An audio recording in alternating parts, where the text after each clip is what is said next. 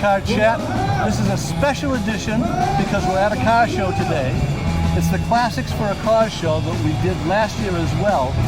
And John, you actually made it to this one this year. I did. Thank you for inviting me. Sorry I missed it last year. Well, you've been having a great time. Yes. Because I know you've run into at least one person you know. Right. And there's a lot of cars here that you can just look at and drool over. Right. Getting ready to pull them into your shop so you can sell them for folks. Yep, whatever it takes. Yeah. And first of all, we're going to do a car that isn't for sale. It's the one we're standing in front of, and it's one of his. So, John, what is this? This is one of the cars that got me in the business and kind of inspired the name of my business, Orphan Car Garage. This is a true orphan car, and this is part of my own collection. It's a model car that I chased for years and years. I was trying to find a good example. There's not many of them around. There wasn't many built. They're very hard to find. I was lucky enough to find this very nice example out of the state of Florida. This is an AMC, American Motors Corporation Marlin, built from 1965 to 1967. This is a 1966. The first year they were built, they were labeled Rambler Marlins. AMC decided by 1966 they didn't like the reputation Ramblers had to sort of be a fuddy-dud, old man, old ladies car, economical get-about. They wanted to kind of shed that a little bit. So in 1966, they took the name Rambler off of it completely. The only place anybody would know who made this car is the hubcaps. The hubcaps say American Motors Corporation, and of course it says Marlin. I had a young lady come up to me earlier. She said she didn't know who made it. She asked me who made it because she couldn't find any manufacturer labeling anywhere on it. I said, well, you got to look at the hubcaps to find that out. And that was about the time that they scrapped the entire Rambler line and had a whole new line of cars come out. Right. They were finally starting to try to get into the muscle car movement. You know, soon after this car was built, out came the AMX, the Javelins, the Rebel Machine. The Gremlin. The Gremlin a little bit later on, yeah. AMC Scrambler, the Rambler Scrambler.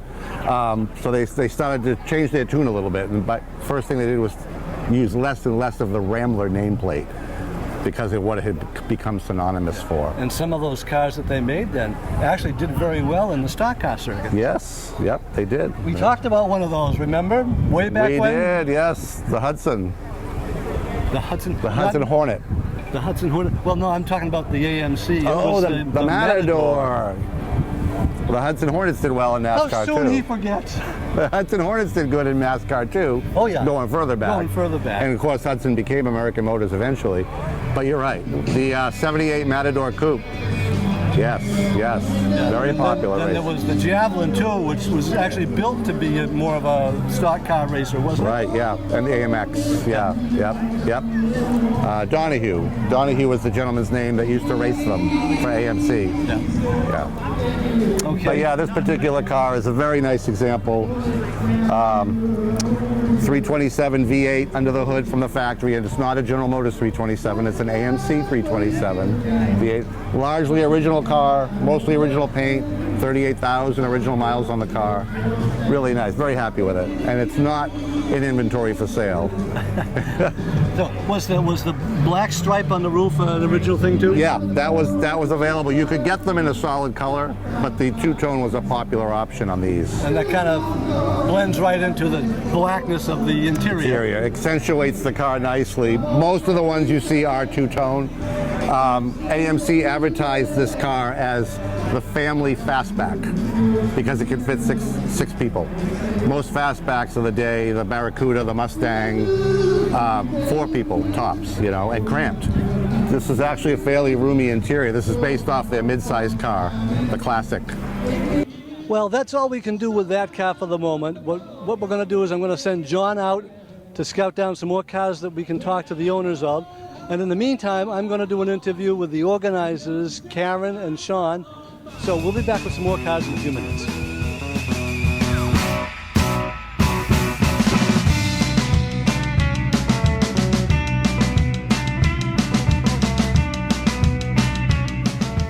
Well, here we are with another episode of Classic Car Chat. John's out in the car show looking for some people for us to interview right now, while I talk to Sean and Karen, who you may remember if you saw the show last year. You guys were just getting started last year, and you and I had no idea what was going on with some of the things that were going on around here. Is it better this year? Oh, about 100% better. The turnout has been amazing, primarily because we had a lot more time to plan, and we understood what we needed to do this year to make sure that people were coming back and telling other people, so that we have the turnout today that we are enjoying. Yeah. And you've made a couple of changes from last year with what you're allowing to be shown this year.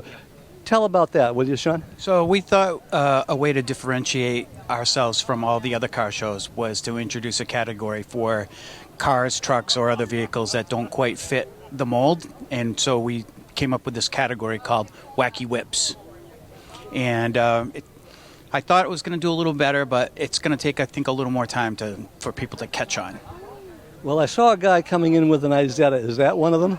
Yes, Yes, it is. indeed. That's the only car I've ever seen that somebody could take from place to place on a garden trailer. Yeah, on a trailer. And he's had the car since 1961. He had it new? I don't know if it was new, but his now wife, he said they used to go out on dates in that car. And they've had it a long time, because I remember seeing some cars similar to that. I don't even remember what brand they were years ago when I was in my teens. Yeah. And that is years ago.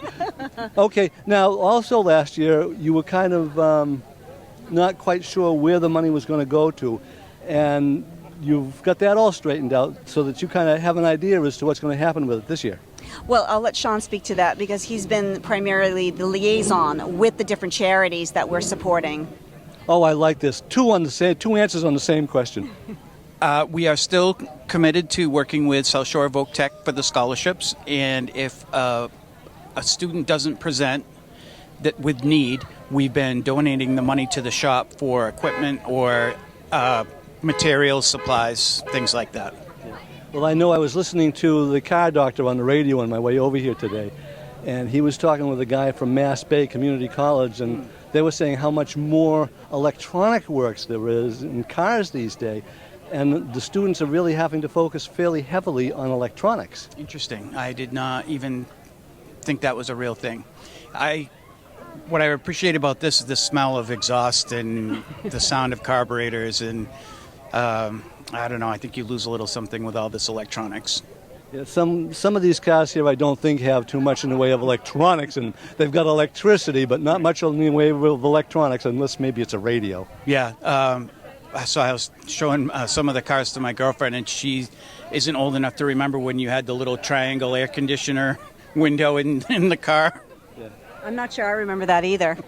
And I remember one year when they actually made electric ones that went up and down. Is that right? I had no idea. That was something back in the 60s. You know, that was my time. Okay, well, I want to thank you both for this. We're going to go around, and John and I are going to interview a few people out there today. And we'll be looking forward to hearing from you later on when you've got everything all squared away and to know what actually happened with everything this year. Excellent. Thank you. We appreciate you coming by. Yes, Okay. and don't forget to vote for your favorite vehicle. If you're not here, you can't vote. And when you see this, it's too late anyway, so when you come next year, remember to vote. Okay, thanks a lot, folks. Thank you so much.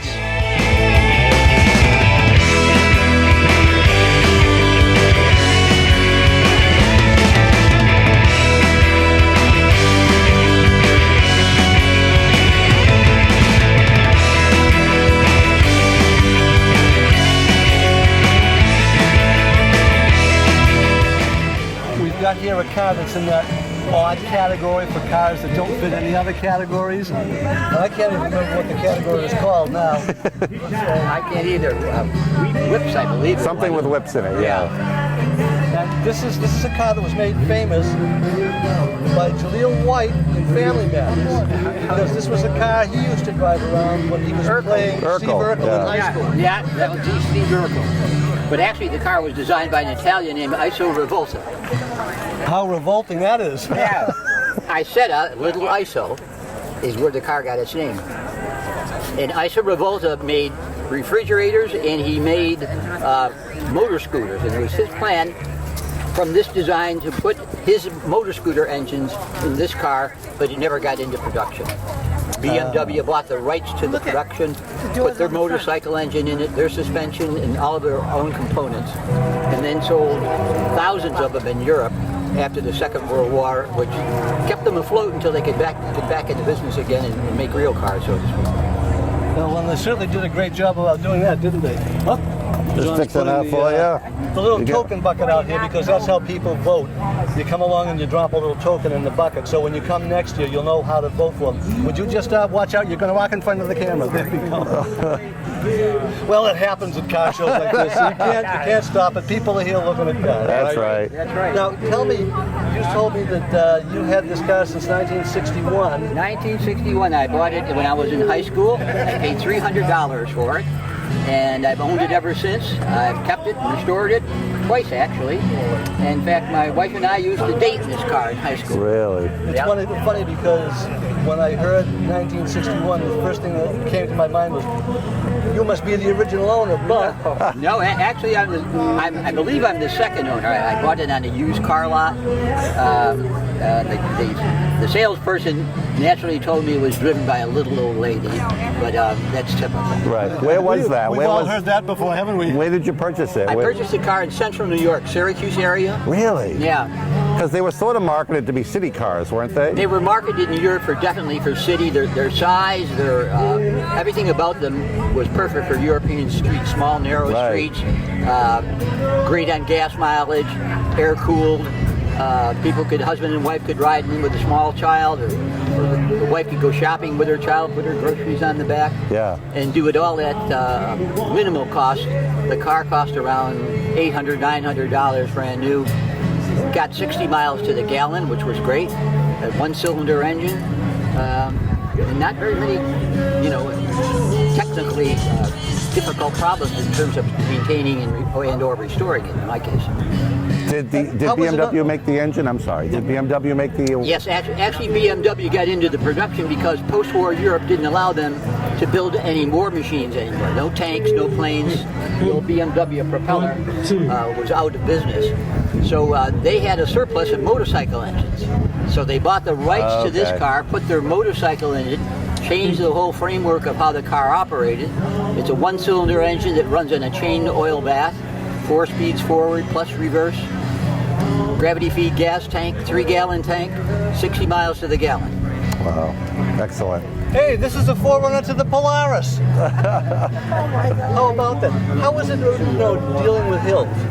Hills were no problem. As long as you're going down. Going down, sometimes you might have to get a running start if you really wanted to make it up at any speed, but you could always downshift and get up there. So it got around.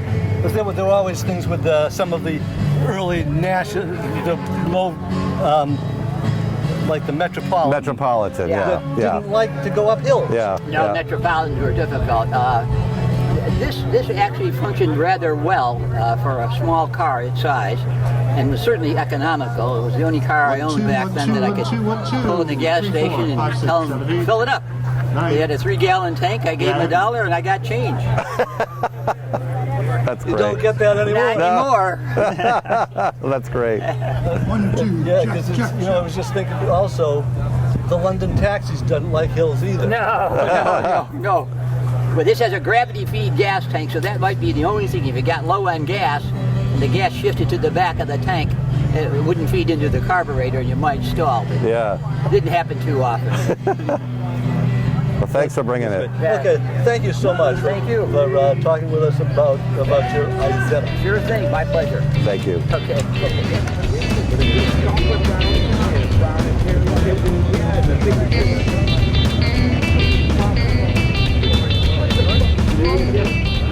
Well, we found somebody that you should all recognize if you watch this show very much. And I'm going to let John introduce him.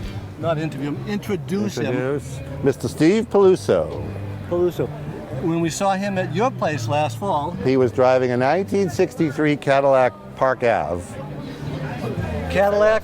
Park Avenue. Cadillac, but not a Buick Park Not a Avenue. Buick Park. See, Cadillac. that's where I keep getting mixed up. Park Avenue is a Buick, isn't it? No, but in that case it wasn't. It was a Cadillac Park Avenue. What have you got here today for Steve? Today we have a 1967 Pontiac Grand Prix convertible.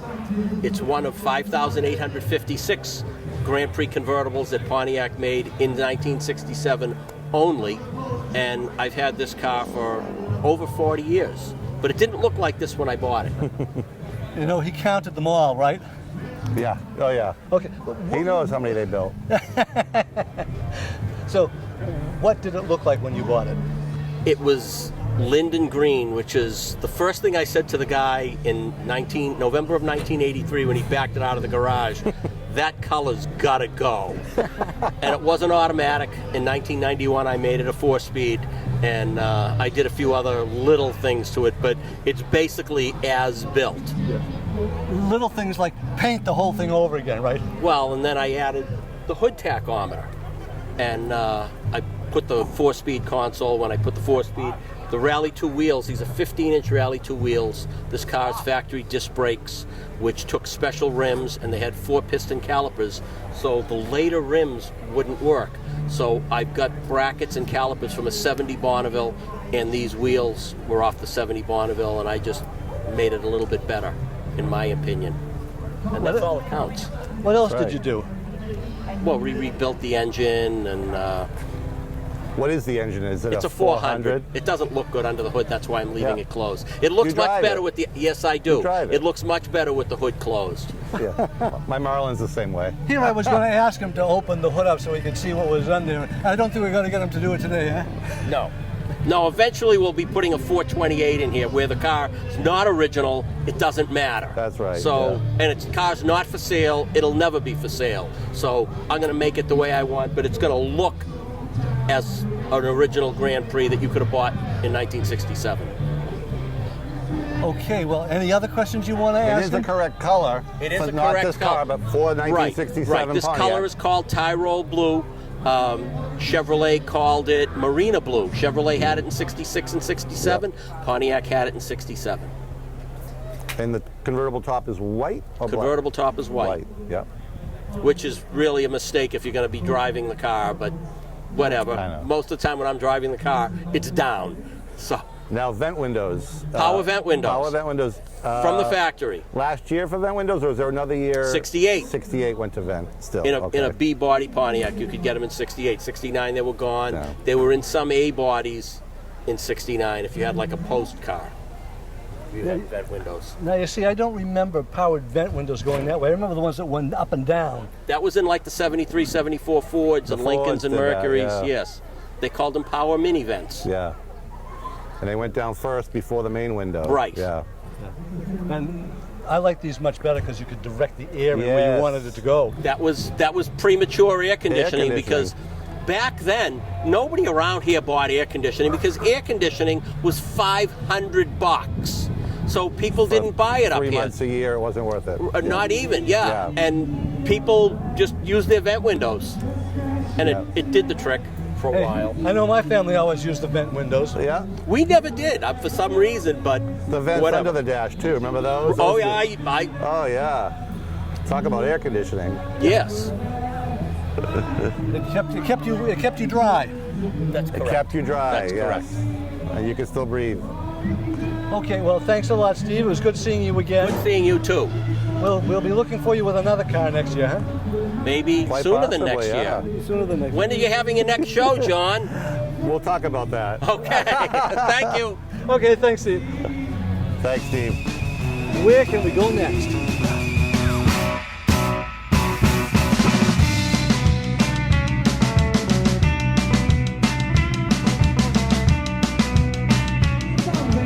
Well, we've got another lovely car here.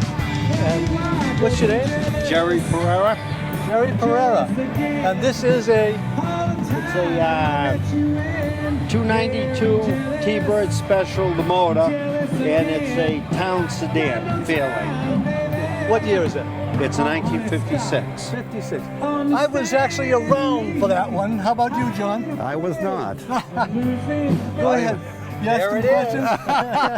I wasn't even a glimmer in my dad's eye yet in 1956. He's got the plate to show a year. Yep. Pops 56. I was asking him a couple questions before you turned the camera on. He bought this car off someone's front yard, right? Yeah, I bought it off a front yard, yeah. Yeah, the guy was selling it for another friend in Middleborough. So, And it's an original, a very original car, original paint and interior, a survivor. everything is all original. I do have some modifications. I got a one-wire alternator because the compressor let go. So I had to put an electric windshield wipers. Right. You know, just things to get To it make to it a little bit run more so I safer. can Yeah. go. You know? Yeah. I never seem to find yard sales like that one. Yeah, it's funny because I had my son-in-law. He works for Cranston Collision. And I said, you go look underneath because any rot or anything, I wasn't going to bother. But she's in great shape. Yeah. Great shape. I think she was stored because of, Yeah. you know, unfortunately the stains I got on her. But yeah, How long ago was that you bought it? I bought it 8 years ago. Yeah, bought it 8 years ago and had it ever since. We have a good time with it. My wife Elaine, the car's named after her, so. So tell me, how was this like the first owner that you bought it from? No, actually there was 3 owners. The guy that purchased it went to get it in South Carolina. I got the sticker on the side there. Then I think it was stored for a long time. And then I bought it from his friend that was selling it for him. So I lucked out. Yeah. It sounds almost like an episode of American Pickers. Yeah. Almost. The only thing is I didn't get dirty. My son-in-law did. What's the longest you've driven it? Oh God, I don't really go far You stay with it. around I town. stay local. Yeah. I could go all over if I want. Yeah. But Norton, like we're going to Norton next week, so Okay, yeah. and stuff like that. So And it is, you said it's all original equipment on there. it's all original some- except for, like I say, the few modifications Yeah. to drive it. I needed it because the compressor let go and the compressor controlled everything. Yeah. I thought it was kind of interesting when you opened up the hood and I saw Thunderbird on the valve covers. And you say there's also a Thunderbird insignia here on the front, side. on both sides. So Yeah. people looking from the camera that way can see it on that side. Yeah, there you go. So it's a T-Bird V8, and that was a special they put on there. It's a 292 with a 4-barrel carburetor. So yeah. Very nice. Okay, well, thank you so much for showing us your car. Thank you. Thank you. Let's find something else now.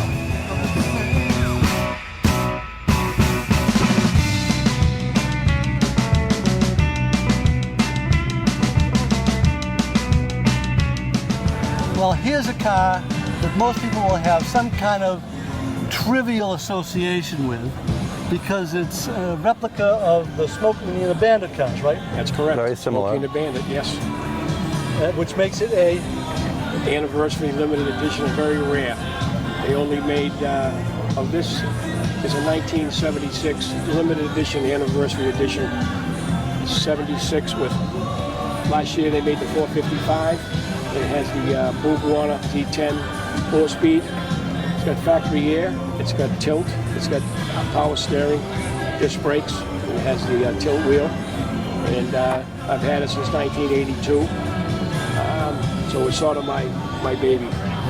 So tell me, they didn't actually put Burt Reynolds' fingerprints on the steering wheel to make you think it was really one of the ones, huh? No, it wasn't. You know, like I said, I know this was built in Norwood, Ohio in 1976. It was shipped out to Damon's, Pontiac, and Abington. A couple from the Ford wow. bought it. And after that, my nephew bought it. And after that, I bought it from him in '82, and I've had it ever since. So it was a local car. That's interesting. Yeah, we all remember. We're all old enough here to remember Damon. Yes. So Damon Pontiac. we don't always get that way because Yeah. I'm a bit older than this guy Yeah. over here. And I Unlike keep- the Ford keep over showing there, people. I was around when this was built. Yeah. It's a great car. I mean, I would, it's my baby. It's my toy. I go to my car shows, and but all the kids come over to it. The kids love this car. They want to have their pictures taken. Whenever they sit in the car, so I let them sit in the car and they hold the steering wheel, and the parents love it. And I was up in Waltham last week, and it was a great car show up there. I belong to the Pontiac Historical Pontiac Society out of Pepperell. It's a car club up there we belong to, and so we go to a lot of car shows. Now, when you bought this car in, what, 81, 82? 82, I bought it. Was it considered more of just a used car? Didn't have the collectability it does today. It didn't have the collectability at the time, because when I first got my first car was a 68 GTO. Yeah. Bought it brand new. And then after that, you know, when I got married in 73 and had a couple of kids, and so this came around, and you know, in 81 my nephew had it, and I bought it off him, and I took everything back. I went back, stocked everything, because he had all different stuff on it. I went back, stocked everything. It's the original engine. This is it. I had 2 paint jobs on it. And everybody wonders about, I'm going to show you something. Everybody wonders about when I pull this down, if you can see this, everybody wants to know, they think that's an eagle. It's not an eagle. It's a screaming chicken. And I didn't know that for about X amount of, maybe 15 years ago. Yeah. Some lady, I was getting gas, and she'd come in and say, oh my God, look at that. I go, what? She goes, it's a screaming chicken. Yeah. And so I researched it, and that's what Yeah. it is, the screaming chicken. Yeah. I said that to a guy once that had one of these. He was insulted. Yeah. I said, I think that's really what it is. No, that's exactly what it is. Yeah. It's a screaming chicken. And so I do that and go to my car shows, and everybody loves it. All the kids love it. Oh, yeah, yeah. And the Firebird had a slightly different look to it, didn't it? It did. Yeah. It did have a different look. Then they changed the whole thing. Maybe, I don't know, was it like late 80s, 90s? You know, they Yeah. changed a Even in different 81, style. they gave that more sleek the more look. sleek, Yeah, it lost this. Yeah. And but you know, I like my style and stuff like that. So that's what I do. Yeah, excellent. Okay, now you were telling us before we get started with the recording here about the differences between the vehicles they used in the Smokey and the Bandit films. You want to give us a little bit of that? Yeah, I researched a little of this. Researched it, and then on the 76 was built for the Smokey and the Bandit movie itself, and it was in between. The 77 was being built at the time, and the movie was being built, and they had the 76s out. So what they ended up doing is they used maybe 3 or 4 76s, and they used 3 or 4 77s. And the difference, if you watch the movie, on the scoop, you can notice that if the scoop is high, it's a 455. If the scoop is low, it's a 6.6 77. And also the difference is the front grille. The front grille is square headlights on the 77, Yeah. and on the 76, it's round. Right. And they don't have the honeycombs. These here are very rare. If you can't find the honeycombs here. Yeah. Very rare. I had somebody offer me years ago, I was looking for one, I wanted $800 for one out in Oklahoma. So, you know, if I got a place out in Wisconsin, if I need parts, and guys get 6 of them, I can give them a call. I just buy different parts. And the rims are polycast rubber based. And they're not steel, they're rubber polycast rubber based. And those are expensive. I have another set, I bought those 20 years ago. I got them put away. Some guy offered me $800 each. I said, no, I'm not selling them. Yeah. So I sort of keep the parts that I have, and that's what I do with it. I mean, that's it. It's always good to have a source, right? Yeah. I always have to go to have. Yeah, I had to it is, call especially a with a guy car in like Texas that. to get something for the air conditioner. Yeah. I needed a little clip on it, whatever it was, like a condenser, whatever it was. The guy said he had 2 out there.